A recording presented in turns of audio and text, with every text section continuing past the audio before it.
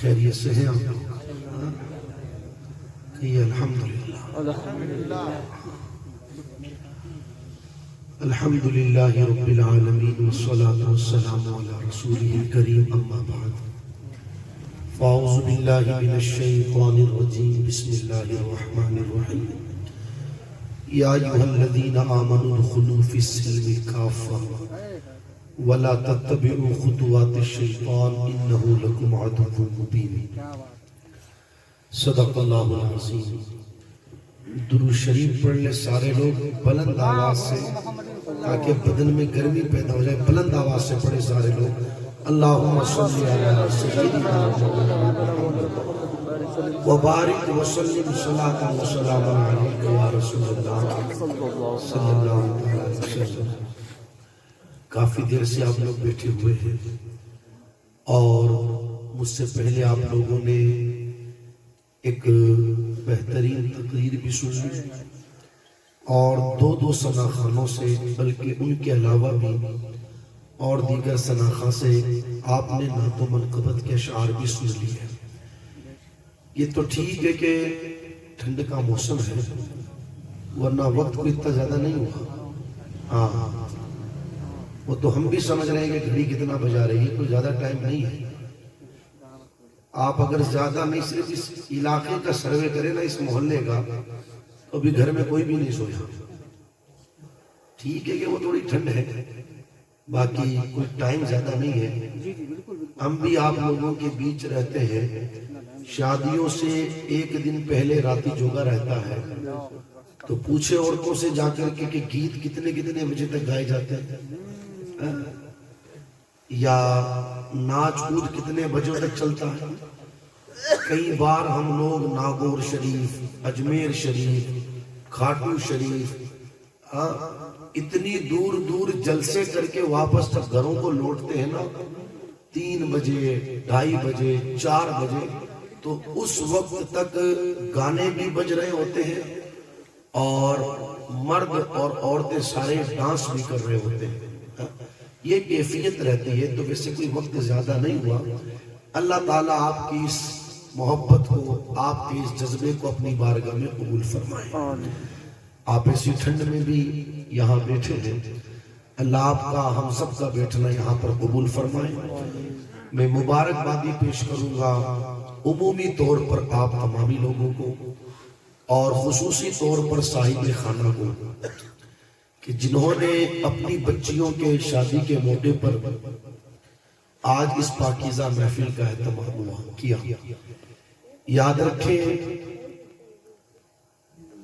اولاد اللہ تعالیٰ کی ایک بہت بڑی نعمت ہے، چاہے وہ بیٹے کی شکل میں ہو چاہے بیٹی کی شکل میں۔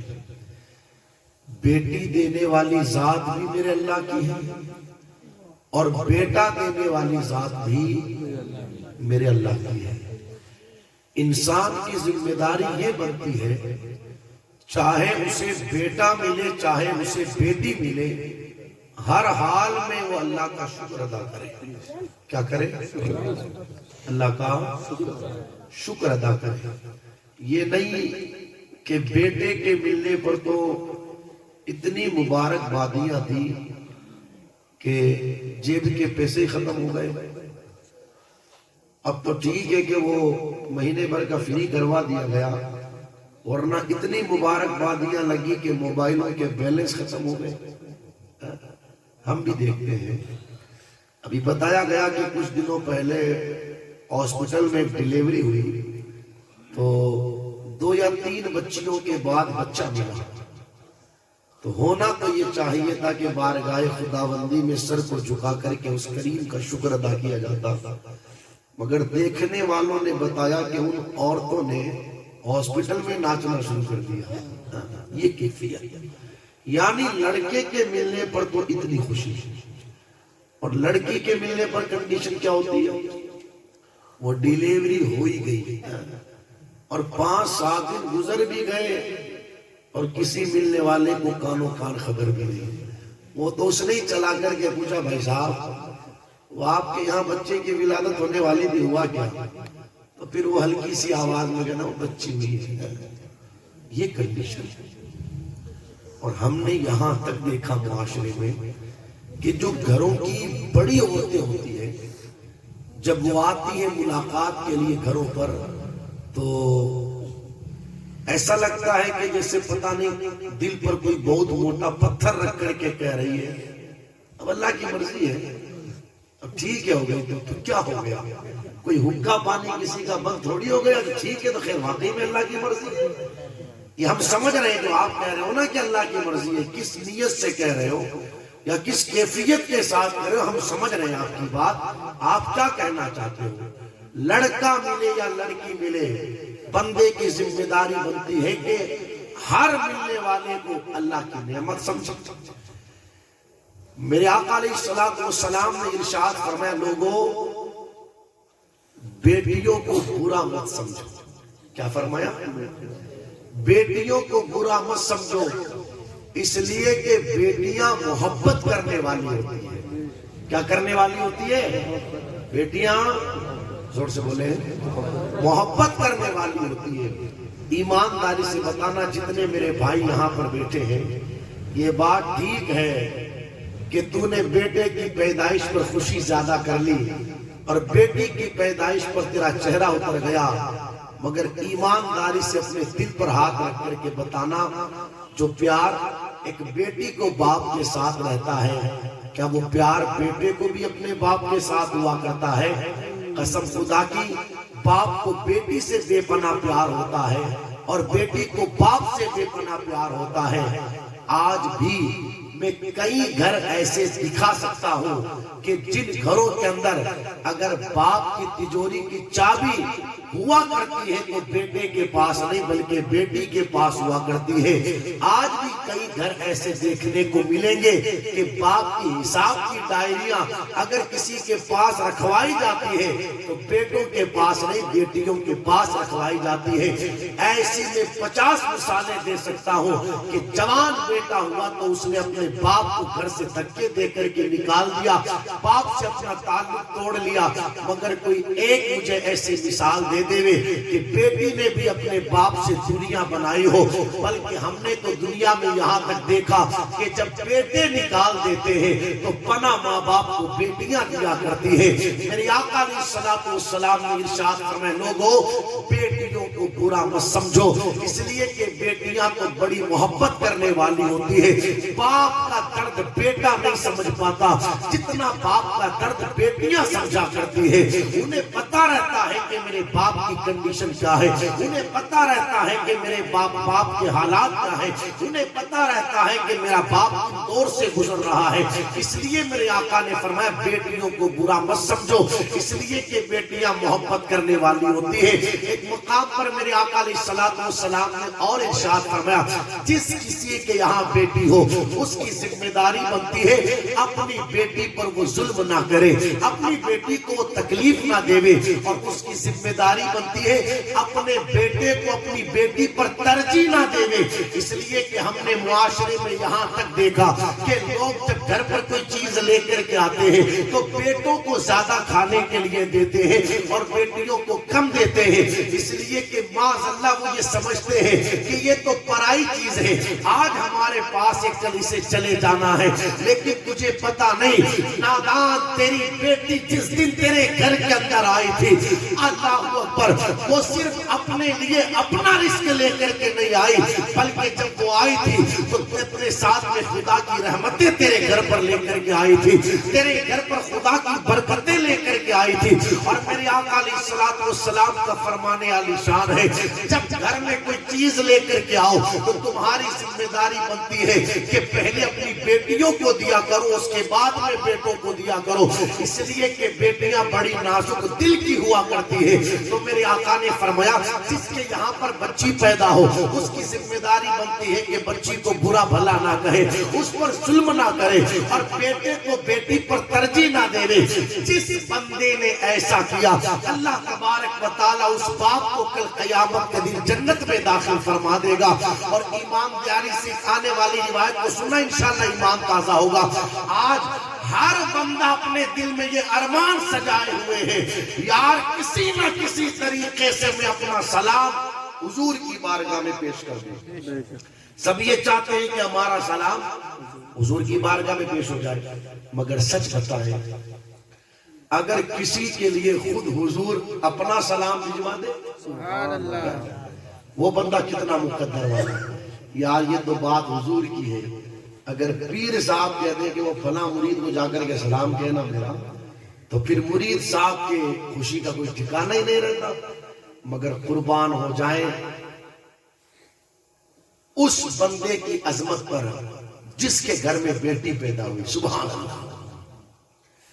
میرے آقا علیہ الصلوۃ والسلام نے ارشاد فرمایا جس کے یہاں بچی کی ولادت ہوتی ہے، اللہ اپنے فرشتوں کو حکم دیتا ہے، فرشتوں جاؤ جا کر کے اس گھر میں، جس گھر میں بچی کی ولادت ہوئی ہے، اور جا کر کے گھر والوں سے یہ کہنا کہ تم پر اللہ کا سلام ہو، سبحان اللہ۔ اس گھر میں جاتے ہیں فرشتے جس گھر میں بچی کی ولادت ہوئی، اور آ کر کے کہتے تم پر اللہ کا سلام ہو، اس لیے کہ تمہارے یہاں بچی کی ولادت ہوئی۔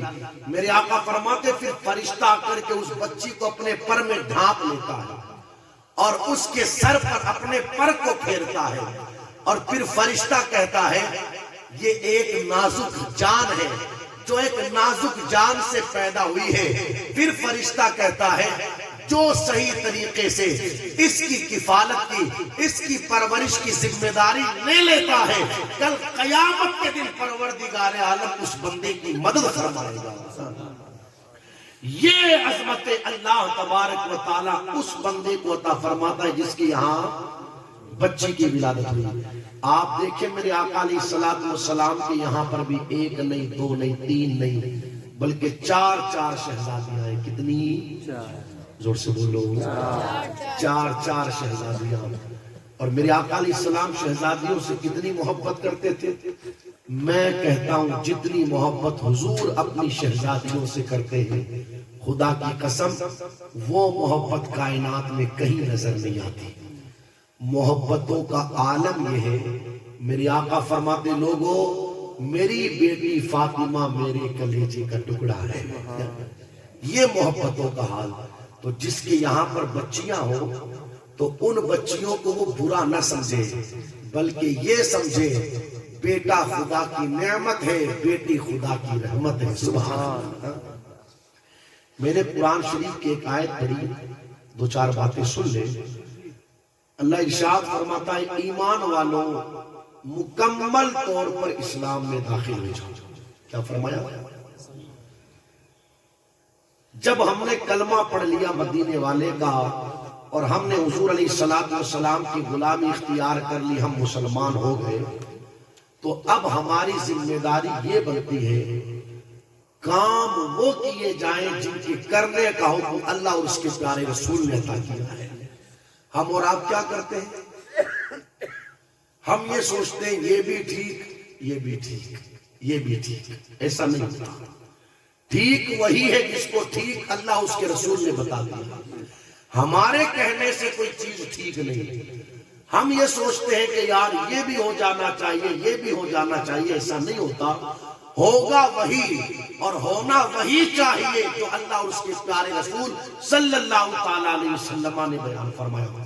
ایک حدیث سنے، میرے آقا علیہ السلام ارشاد فرماتے ہیں تم میں سے کوئی بھی شخص اس وقت تک کامل ایمان والا ہو ہی نہیں سکتا جب تک کہ اس کی طبیعت حضور علیہ السلام کی شریعت کے مطابق نہ ہو جائے۔ جب تک ہماری خواہش حضور علیہ السلام کی شریعت کے مطابق نہ ہو جاوے اس وقت تک بندہ کامل ایمان والا نہیں ہو سکتا۔ ہماری ذمہ داری بنتی ہے دکھ کا موقع ہو چاہے سکھ کا موقع ہو، ہر حال میں ہم اللہ اور اس کے پیارے رسول صلی اللہ تعالیٰ علیہ وسلم کے قانون کا پاس و لحاظ رکھیں۔ یہ تو دیکھا جاتا ہے سماج میں، معاشرے میں، کہ گھر میں کوئی دکھ کا موقع آیا تو سر پر ٹوپی بھی آ جاتی ہے، ہاتھوں میں پاروں کی پیٹیاں بھی آ جاتی ہیں، اور پھر مسلح بھی بچلاتے ہیں، ہاتھوں میں تسبیحاں بھی آ جاتی ہیں۔ لیکن جب کوئی سکھ کا موقع آیا تو پھر کس کو ٹوپی یاد آ رہی ہے، کس کو تسبیح یاد آ رہی ہے؟ پھر کس کو مصلی یاد آوے، پھر کس کو قرآن کی تلاوت یاد آوے، پھر لوگوں کو معاذ اللہ ناچ کود ڈھول ڈھمکا گانا باجا یہ ساری چیزیں یاد آتی ہیں۔ میں پوچھنا چاہتا ہوں صرف ہمارے دکھوں کا تعلق ہی اللہ رسول سے ہے؟ کیا ہمارے سکھوں کا تعلق اللہ رسول سے نہیں ہے؟ جس طریقے سے ہمارے دکھوں کا تعلق اللہ رسول سے ہے اسی طریقے سے ہمارے سکھوں کا تعلق بھی اللہ رسول سے ہے، اس لیے کہ سکھ دینے والی ذات بھی میرے اللہ کی ہے اور دکھ دینے والی ذات بھی میرے اللہ کی ہے۔ یہ کون سا طریقہ کہ دکھ ملے تو آپ نے اللہ رسول کو یاد کرنا شروع کر دیا اور جب سکھ ملے تو پھر ساری چیزیں بھول گئے؟ ایسا نہیں ہونا چاہیے۔ اللہ اس ہونے والی شادی کو اپنی بارگاہ میں قبول فرمائے، ہونے والے میاں بیویوں کے درمیان اللہ خوب خوب محبتیں پیدا فرمائے، اتفاق و اتحاد رکھے اللہ تبارک و تعالی۔ دیکھو میری گزارش ہے آپ لوگوں سے، خدا را میری آقا علیہ الصلوۃ والسلام کا ایک فرمان ہے، اس وقت معاشرے میں اس فرمان پر عمل کرنے کی بہت سخت ضرورت ہے۔ میرے آقا علیہ الصلوۃ والسلام نے ارشاد فرمایا، لوگوں جتنا تم سے ہو سکے اتنا نکاح کو آسان کیا جائے۔ کیا کیا جائے؟ زور سے بولو، اتنا نکاح کو آسان کیا جائے۔ میرے آقا علیہ السلام نے ایک مقام پر ارشاد فرمایا، برکت والا نکاح وہ ہے کہ جس نکاح میں خرچہ کم سے کم ہو۔ کیا فرمایا؟ برکت والا نکاح وہ ہے جس میں خرچہ کم سے کم ہو۔ آج لوگوں نے اس نکاح کو اتنا مشکل بنا دیا، اتنا مشکل کہ جب تک جیب میں 5-7 لاکھ روپیہ نہیں تب تک کوئی شادی کے بارے میں سوچ بھی نہیں سکتا۔ جب تک 5-7 لاکھ روپیہ نہ ہو۔ اب آپ مجھے بتاؤ، جس کے یہاں 5 بچے ہیں، 4 بچے ہیں، ایک کی شادی میں 4-5 لاکھ روپیہ خرچ ہوگا، تو اب وہ بیچارہ جس کی تنخواہ 10-12-15 ہزار روپیہ ہے، وہ 4 بچوں کی شادیوں کا انتظام کہاں سے کرے گا؟ یہ جو معاشرے کے اندر سمیلن ہوتے ہیں نا، یہ سمیلن اس لیے نہیں ہوتے کہ سمیلنوں میں غریب شادی کرے، سمیلنوں کا مقصد یہ ہوتا ہے کہ کم خرچے کے اندر کام ہو جائے۔ سمجھا رہی ہے میری بات؟ کیا مطلب ہے اس کا؟ سمجھ رہے ہو آپ میری بات؟ سمیلن کا مطلب یہ ہوتا ہے کہ کم خرچے کے اندر، اور سے بولو یار، کم خرچے کے اندر کام ہو جاوے، یہ مطلب ہوتا ہے۔ مگر لوگ اس کا مطلب سمجھ ہی نہیں پاتے۔ بھئی جہاں پر 5-5, 7-7 لاکھ روپیہ لوگ خرچ کر رہے ہیں تو مقصد اس کا یہ رہا کہ کم خرچے کے اندر لوگوں کے کام ہو جائے اور زیادہ سے زیادہ جو بچے یا بچیاں جوانی کی منزل کو پہنچ گئی ہیں ادارہ ان کی شادیاں ہو جاوے اور وہ اپنے گھروں تک پہنچاوے، یہ اس کا مقصد ہوتا ہے۔ مگر لوگوں نے یہ مقصد فراموش کر دیا اور ہم نے معاشرے میں یہ بھی دیکھا کہ جتنا پیسہ خرچ ہوتا ہے، چاہے 5 لاکھ چاہے 7 لاکھ، ڈھنگ سے جو شادی پر پیسہ خرچ ہو رہا ہے وہ 1 سوا لاکھ 1.5 لاکھ روپیہ، باقی سارا کا سارا پیسہ لوگ اپنی طبیعتوں کو خوش کرنے پر خرچ کر رہے ہیں۔ میں پوچھنا چاہتا ہوں، وہ جو لوگوں نے 50,000 روپیہ صرف بان مٹھائی کی رسم پر خرچ کر دیا، اس کا اس شادی سے کیا تعلق؟ میں سمجھ رہے ہوں؟ وہ جو لوگوں نے 20,000 روپیہ وہ جو ناچنے کودنے کا انتظام کروایا تھا اس کو دے دیا، اس کا اس نکاح سے کیا تعلق؟ وہ جو 15,000 روپیہ ویڈیوگرافر لے کر کے بھاگ گیا، اس کا اس نکاح سے کیا تعلق؟ تو ہزاروں روپیہ ہمارا ایسا ہے جو صرف اور صرف ایسے کاموں پر خرچ ہوتا ہے جس کا نکاح سے کوئی تعلق ہے ہی نہیں۔ مشکل سے 1 لاکھ 1.5 لاکھ روپیہ ہے جو صحیح طریقے سے شادی پر خرچ ہوتا ہے۔ ہزاروں روپے کے تو لوگ شادیوں میں پٹاخے اڑا دیتے۔ سمجھنا چاہیے لوگوں کو یار، اگر آپ کو پیسہ خرچ کرنا ہی ہے، میں تو گزارش کروں گا کہ جس بچی کی شادی ہو آپ کے گھر میں، خدا را آپ کو پیسہ خرچ کرنا ہی ہے تو وہ پیسہ آپ اس بچی کو دے دیں تاکہ آگے چل کر کے وہ پیسہ اس بچی کے کام آوے۔ کوئی نہیں جانتا کہ کس کے ساتھ میں کب کیسا موقع جاوے. ہم نے اسی معاشرے کے اندر دیکھا باپ کا گھر تو دولت مند گھر ہے مگر جس گھر میں بچی گئی ہے وہاں کے حالات مناسب نہیں.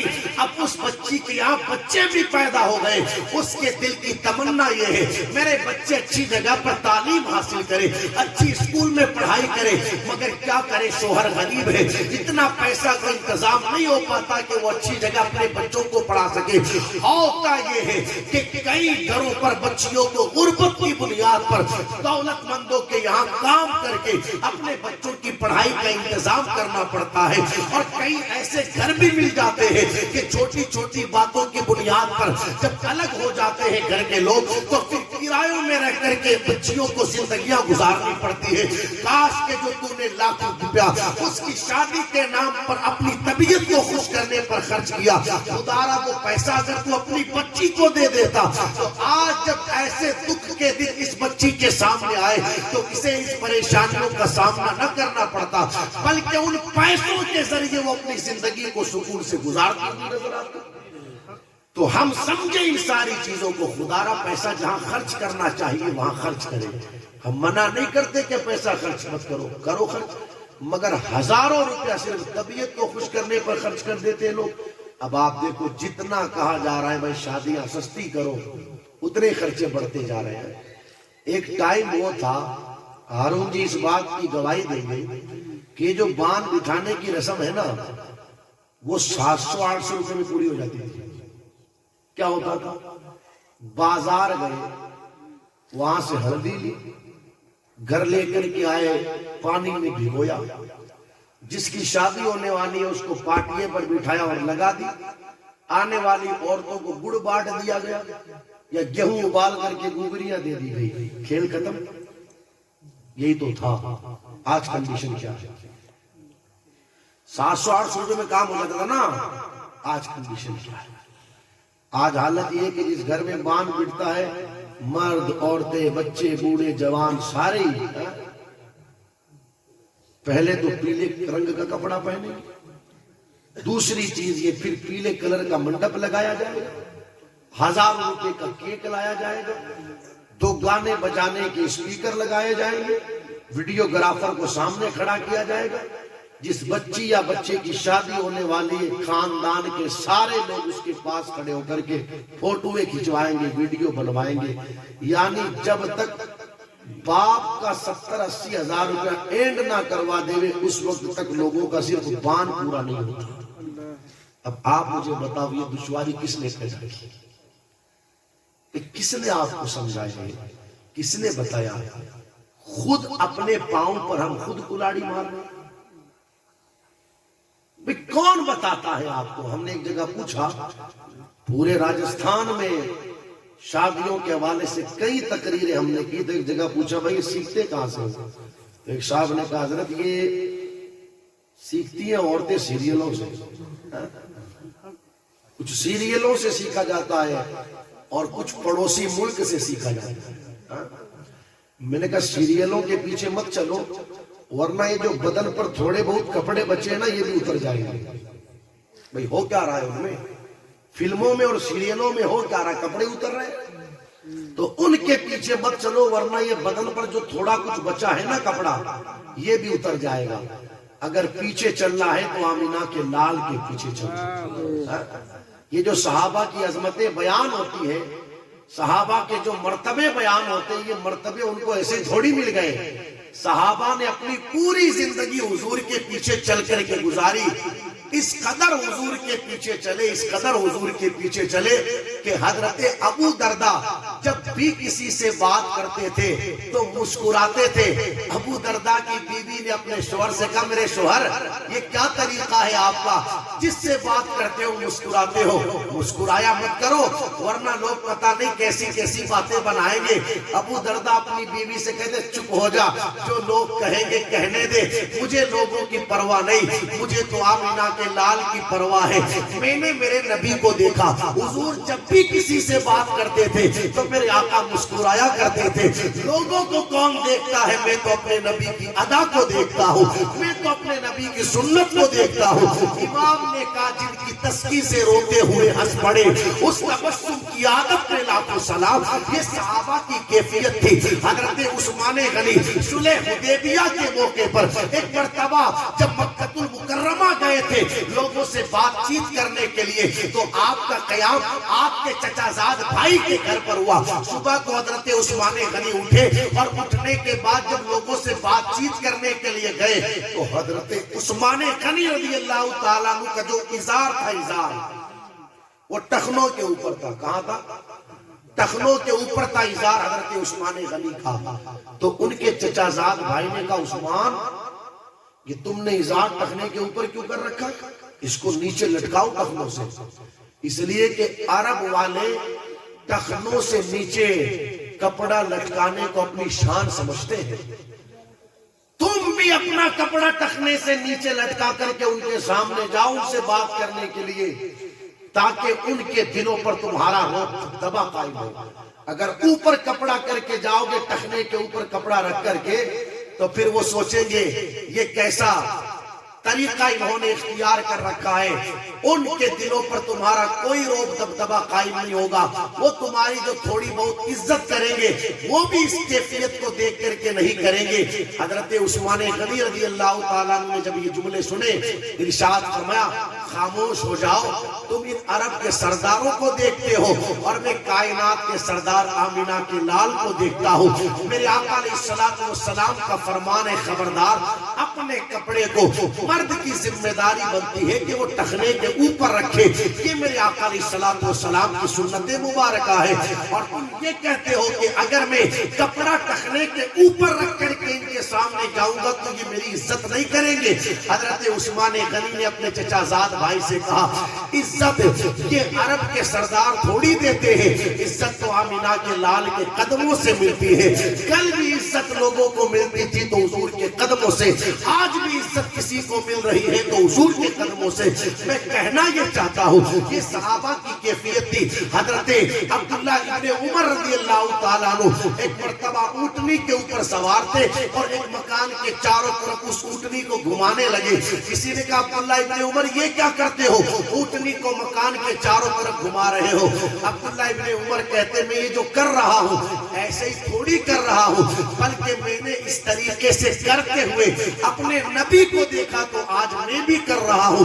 یہ تو مجھے پتا نہیں کہ حضور نے ایسا کیوں کیا تھا، میں نے سوچا آج میں بھی اسی جگہ اونٹنی پر سوار ہوں تو کیوں نہ حضور کے طریقے کو اپنا کر کے نبی کی سنت پر عمل کر لیا جائے۔ جب اس طریقے سے صحابہ نے حضور کی اطاعت کی، حضور کی پیروی کی، حضور کے پیچھے چلے تو اللہ نے عزت وہ عطا فرمائی۔ میرے آقا فرماتے لوگوں میرے صحابہ کو معمولی مت سمجھنا، بلکہ میرے صحابہ ستاروں کی طرح ہے۔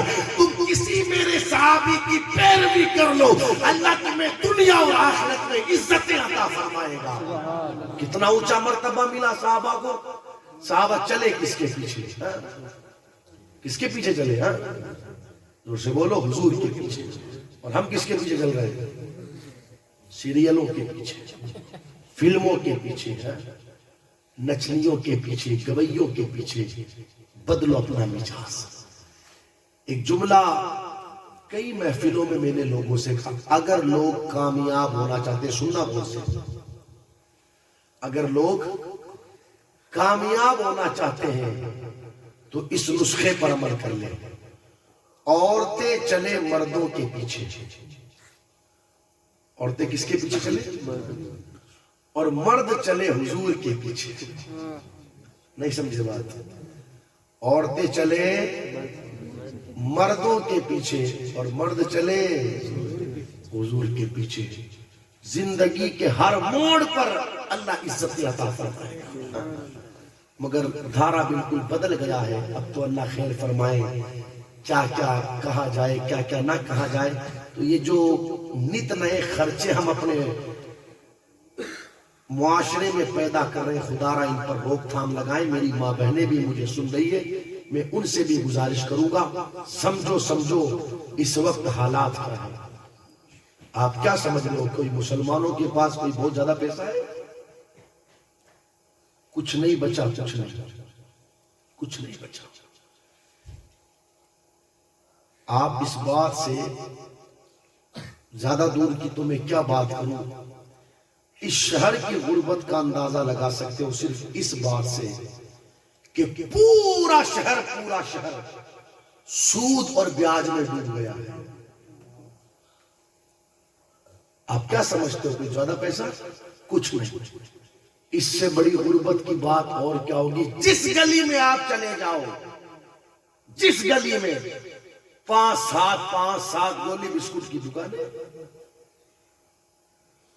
کچھ نہیں بچا، تو کم سے کم اب تو سمجھ جاؤ یار، جہاں ہم کو 2 روپیہ بچا کر کے چلنا چاہیے، وہاں پر بے مقصد جگہوں پر 2 روپیہ خرچ کر رہے ہو۔ میں منع نہیں کرتا پیسہ خرچ کرو، کون منع کرتا ہے، مگر کم سے کم دیکھو تو صحیح کہ خرچ کہاں کر رہے ہیں۔ بھئی آپ نے ناچ کود پر پیسہ خرچ کیا، ملا کیا آپ کو؟ بتاؤ مجھے، بتاؤ کیا ملا؟ بھئی وہ 10-5 ہزار روپیہ آپ نے پٹھا کے جوانوں کو دے دیے لانے کے لیے، وہ دوستوں نے لا کر کے گاڑی کے سامنے بچا دیے۔ دلہن لے کر کے آتے ہیں نا شام کو، تاکہ اس آنے والی کو بھی پتا چل جاوے کہ یہ کتنا بڑا بدماش ہے۔ پہلے دن اس کو بتا دیا ایسے ہی میرے دوست بدماش اور ایسا ہی میں بدماش ہے۔ تو آپ مجھے بتاؤ ان چیزوں کا کیا تعلق، اس سے کیا ہونے والا؟ سمجھ رہے ہو میری بات؟ سمجھاؤ مجھے، سمجھاؤ کیا مطلب؟ بے مقصد جگہوں پر پیسہ خرچ کر رہے ہو۔ بھئی لڑکے کی شادی ہے، پیسہ خرچ کرنا ہے اگر آپ کو تو ولیمہ کرو۔ ولیمہ میرے آقا علیہ الصلوۃ والسلام کی سنت ہے، کون منع کرتا ہے؟ کون منع کرتا ہے؟ اچھا کھلاؤ، اچھا پلاؤ، اچھا پہناؤ، اس پر بھی اللہ تبارک و تعالیٰ ایک باپ کو صدقے کا ثواب عطا فرماتا ہے۔ مگر بے مقصد جگہوں پر پیسہ خرچ کرنا، کچھ نہیں بچا۔ انتظامات ہو جاتے ہیں وہ میں بھی سمجھ رہا ہوں، مگر میں بھی رہتا آپ لوگوں کے بیچ ہی ہوں۔ پوچھو گھر کے ذمہ داروں سے کتنی تکلیفوں کا سامنا کرنا پڑتا ہے۔ وہ اس سے جا کر کے 50 ہزار لیا، وہ ادھر جا کر کے 20 ہزار لیا، وہ ادھر جا کر کے 1 لاکھ روپیہ لیا، وہ ادھر جا کر کے 70 ہزار لیا۔ بھئی کیوں کسی کو آزمائش میں ڈال رہے ہو؟ اب یہ چکائے گا کہاں سے؟ ہوتا یہ ہے کہ باپ داداؤں کا لیا ہوا سود کا پیسہ نسلوں سے چک نہیں پاتا، نسلوں سے۔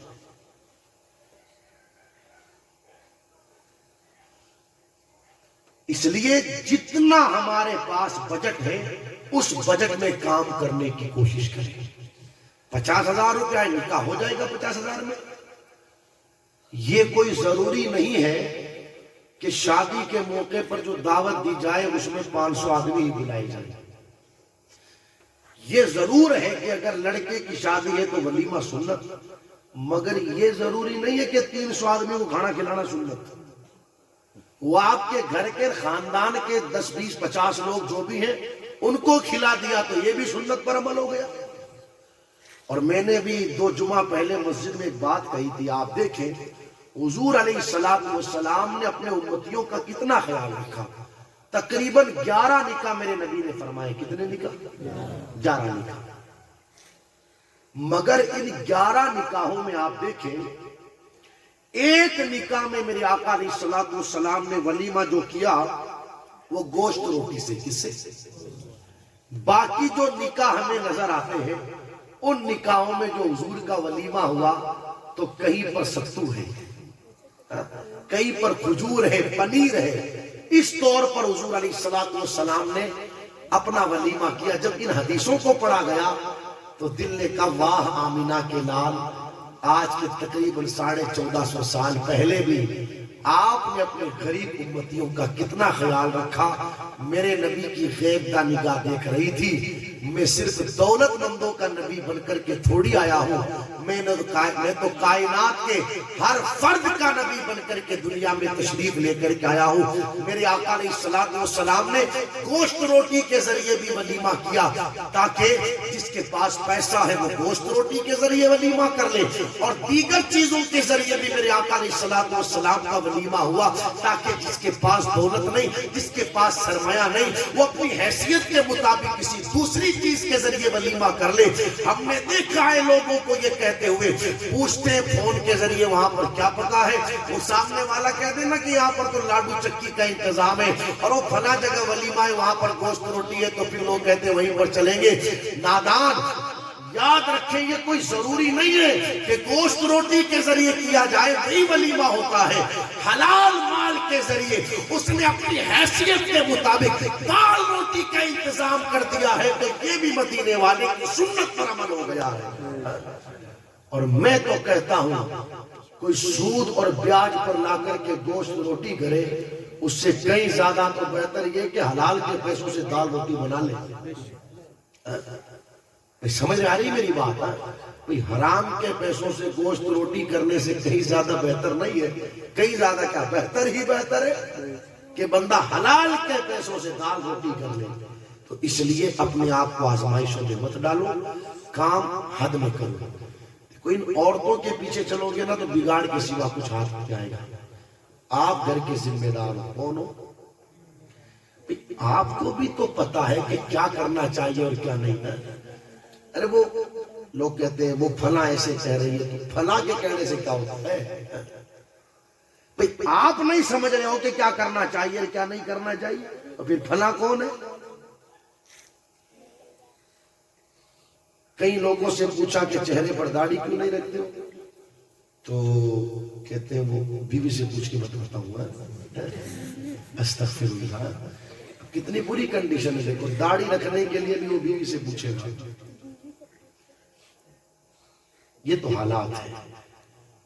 پہنچے اکرام نائی کی دکان پر اور شیو کروا لیا، گھر جا کر کے بیوی سے پوچھا کیسا لگ رہا ہوں، تو بیوی نے کہہ دیا دو جملوں میں بڑے اچھے لگ رہے۔ میں کہتا ہوں جس وقت تو نے اپنی داڑھی منڈوا کر کے بیوی سے پوچھا تو بیوی سے مت پوچھ، حضور کی شریعت سے پوچھ، حضور کی شریعت سے کہ میں کیسا لگ رہا ہوں۔ تو حضور کی شریعت کہے گی تیری بیوی نے اگرچہ کہہ دیا کہ تو اچھا لگ رہا ہے، مگر نادان اچھا وہ ہے جسے مدینے والے کی شریعت نے اچھا بتایا، حضور نے اچھا بتایا۔ اگر حضور علیہ السلام کی شریعت کالا رنگ رکھنے والے، بظاہر کالا رنگ رکھنے والے حبش کے بلال کو اچھا کہہ دے تو بلال اہل سنت والجماعت پوری دنیا کے امام بن جاتے ہیں، اور عاشق پکار کر کے کہتے ہیں نہ بدر اچھا ہے فلک پر، نہ ہلال اچھا ہے، چشم بینا ہو تو دونوں سے بلال اچھا ہے۔ تو بندہ یہ نہ کہے کہ وہ فلاں نے یہ کہا، فلاں کے کہنے سے تھوڑی ہوتا ہے، مر کر کے ہم قبر میں پہنچیں گے تو خدا را وہاں پر کام نہ بیوی کو آنا ہے، نہ بہن کو آنا ہے، نہ بیٹے کو آنا ہے، نہ بیٹی کو آنا ہے، وہاں پر تو کام آمینہ کے لال کو آنا ہے۔ اس لیے آپ ان کے پیچھے نہ چلے، آپ کو بھی پتا ہے کہ پیسہ خرچ کہاں کرنا چاہیے، تو جہاں خرچ کرنا چاہیے وہاں پیسہ خرچ کرے، اور شادیوں کو آسان بنائے، سستا کرے۔ یہ جو وان کی نت نئی رسمیں آئی ہے مارکیٹ میں، ان کو ختم کرے۔ ابھی کچھ بگڑا نہیں ہے، ابھی شروعات ہے، شروعات، معاملات سنبھل سکتے ہیں، ورنہ جب ان چیزوں نے جڑ پکڑ لی نا جڑ، تو پھر معاملات کچھ اور ہی ہو جائیں گے۔ تو ابھی تو کچھ بگڑا نہیں، یہ جو 50-60 ہزار روپے برباد ہوتا ہے، اس کو برباد ہونے سے روکا جا سکتا ہے، کوئی ضروری نہیں۔ کیا ضرورت ہے بھائی؟ کچھ لوگوں نے کہا کہ بھائی وہ اس لیے ہلدی لگوا لیتے ہیں تاکہ تھوڑا رنگ صاف ہو جائے۔ کون منع کرتا ہے ہلدی لگاؤ؟ لڑکا ہے تو خود اپنے ہاتھوں سے اپنے بدن پر، اپنے ہاتھ منہ پر لگا لے۔ اب وہ 25 سال کا جوان بٹھا دیا گیا پارٹی پر، اور پورے محلے کی عورتیں آ کر کے اس کو لگائے گی، کتنی بے شرمی کی بات۔ کس نے اجازت دی ان عورتوں کو کہ غیر مرد کے بدن کو چھوئے؟ سمجھ رہے ہو میری بات؟ اور وہ بے شرم بھی نیکر پہن کر کے وہاں بیٹھا ہے، اسے پتہ ہی نہیں کہ ناف سے لے کر کے گھٹنے تک اسے سطر کہتے ہیں، اور سطر کا ہر حال میں چھپانا فرض ہے، فرض. اور غیر محرم عورتیں آ کر کے اس کے بدن کو چھو رہی ہے، کس نے اجازت دی؟ تو ان ساری چیزوں کو سمجھے. خیر باتیں کہنے کے لیے کئی ساری ہیں، کیا کہا جائے کیا نہ کہا جائے مجھ سے بہتر آپ سمجھ سکتے ہو گھروں کے حالات کیا ہیں، گھروں کی کنڈیشنیں کیا ہیں. تو ایک تو یہ بان والا جو سسٹم چل پڑا اس کو ختم کروائے. دوسرا کام یہ جو ویڈیوگرافی شادیوں میں کرواتے ہو، کتنی بے شرمی کی بات کہ وہ ویڈیوگرافر ایک غیر محرم مرد ہو کر کے ہماری بیٹی کی فوٹو کھینچے، ہماری بہن کی تصویر بنا. کتنی شرم کی بات. ادھر وہ قاضی صاحب اجازت لینے کے لیے گئے تو ویڈیوگرافر پہلے پہنچ گئے. ادھر لڑکی کو رخصت کروا کر کے گھر لائے تو کمرے میں دلہن ہے، اس کے ساتھ میں خاندان کی عورتیں اور ان کے بیچ میں ویڈیوگرافر. کیا کیا نہیں ہو رہا، کیا کیا نہیں ہو رہا. سچ بتانا اتنے لوگ یہاں بیٹھے ہیں، کیا بیویاں سب کو دکھانے کے لیے ہوتی ہے؟ بولو بولو بولو بولو بولو. بیویاں سب کو دکھانے کے لیے نہیں ہوتی دوست، بیویاں تو خود کے دیکھنے کے لیے ہوتی ہے. یار جو خود کے دیکھنے کے لیے پورے گاؤں کو دکھائی جا رہی ہے. تو اس چیز کو بھی آپ ختم کریے. 20-25 ہزار روپیہ سوائے بربادی کے اور کچھ نہیں. پیسہ بھی برباد ہو رہا ہے، عزت بھی جا رہی ہے. خیر مرد دیکھ رہا ہے نا، اور وہ اکیلا ہی نہیں دیکھ رہا.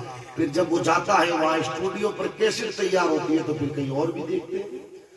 اور پھر رشتہ دار مطالبات کرتے ہیں وہ جو سی ڈی تیار ہوئی ہمارے گھر پر بھی بھیجنا. اور پھر سردی کے موسم میں رضائیوں میں لیٹ کر سی ڈی میں لگا کر اسکرین پر سارے دیکھتے ہیں خاندان کے بیٹھ کر کے.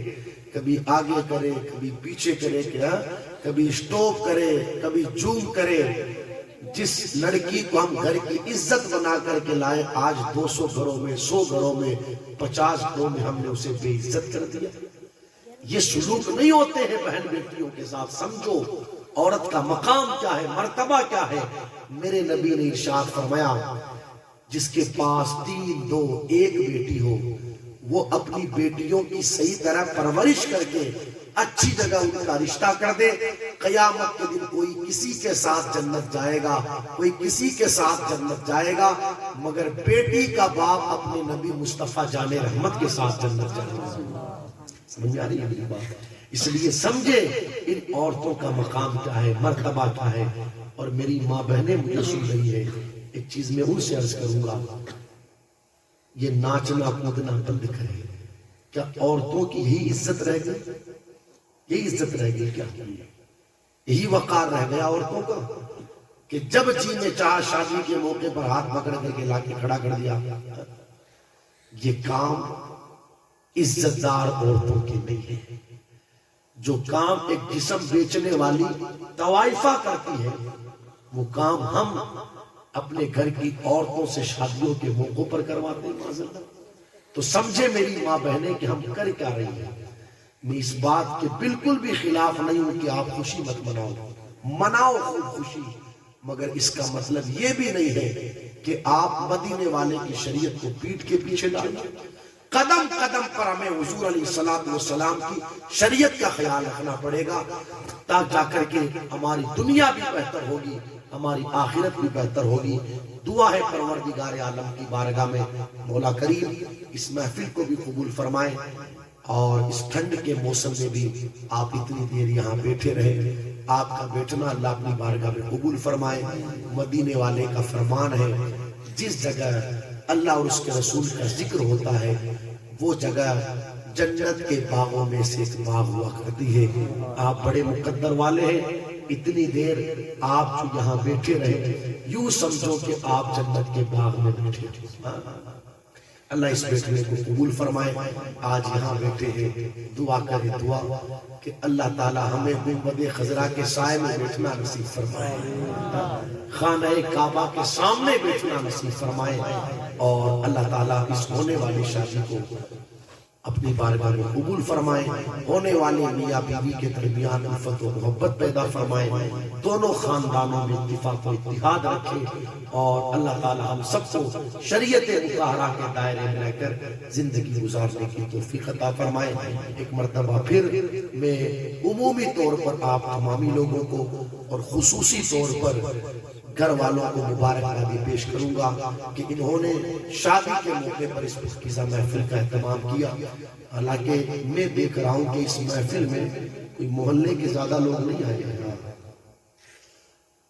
اب حالانکہ میں نے جمعہ میں بھی کہا تھا، دیکھو کسی اور موقع پر کسی کے ہاں جاؤ یا نہ جاؤ یہ آپ کی مرضی ہے، مگر کوئی شادی کے موقع پر حضور کے میلاد کی محفل رکھے تو وہاں ضرور جایا کرو، اس لیے کہ ایسے پرفتن دور میں جہاں پر گناہوں کے سوا لوگوں کو کچھ نظر نہیں آ رہا، وہاں پر اگر کوئی نیک کام کر رہا ہے تو یہ بہت بڑی بات ہے۔ ہم اس کو پیٹ تھپ تھپائیں اور اس کو کہیں کہ واقعی میں آپ نے بہت اچھا کام کیا، آپ وہاں شرکت کریں تاکہ اس کی بھی حوصلہ افزائی ہو کہ واقعی میں نے جو کام کیا ہے اس سے دنیا والے تو راضی ہوئے ہی، میرا اللہ بھی راضی ہو گیا، اللہ کا رسول بھی راضی ہو گیا۔ تو یہ کوشش کیا کریں، کلمہ شریف پڑھ لے بلند آواز سے، لا الہ الا اللہ۔